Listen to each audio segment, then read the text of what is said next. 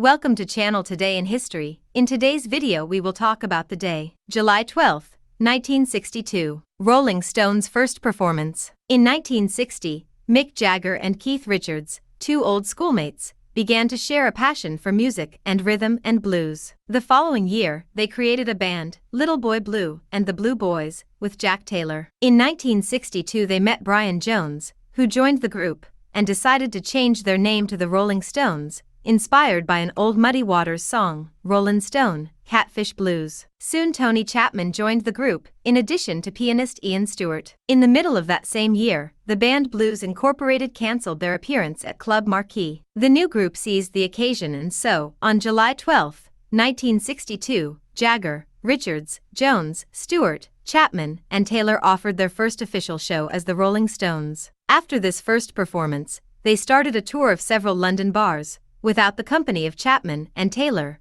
who decided to leave the band permanently. Taylor was replaced by Bill Wyman that same year and Chapman by Charlie Watts the following year. In 1963, the Rolling Stones released their first single, Come On, a song by Chuck Berry. At that time, they were only dedicated to performing well-known songs. That year, they made their first tour of Britain. In 1964, they released their first LP, The Rolling Stones, which only featured a song created entirely by them. The rest were compositions by other artists. They toured the United States twice and appeared on The Ed Sullivan Show. Offstage, marketing experts introduced us as the bad boys of pop/rock, in contrast to the Beatles, as the scandals in which they were involved were constant. Once they were arrested for urinating in public, others for drug possession, and so on. In January 1965, they released their second album, Rolling Stones No. 2, heavily influenced by Black American music, especially soul. At that time, they began to think that if they wanted to remain at the height of the music business,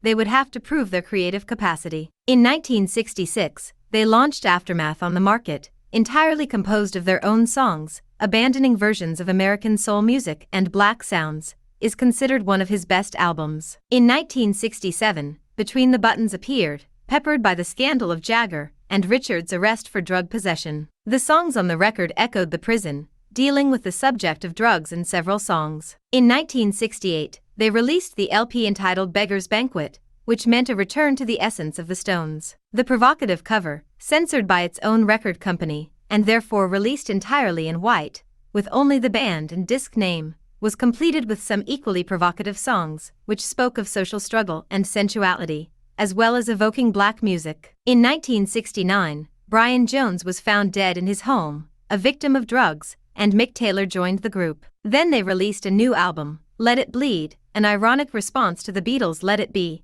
which definitely elevated them to the pinnacle of world rock. In 1971 they released the single Brown Sugar, the first with their own record label, and the Sticky Fingers album, the first in which they used the image of John Pasquide, with the lips and tongue that would become the group's symbol and logo, and which is considered one of the great Stones albums for its instrumental quality. Did you like the video? In the description you will find the blog link with the full article. Give an incentive by subscribing to the channel, liking, commenting, and sharing with your friends. Hugs. Until the next.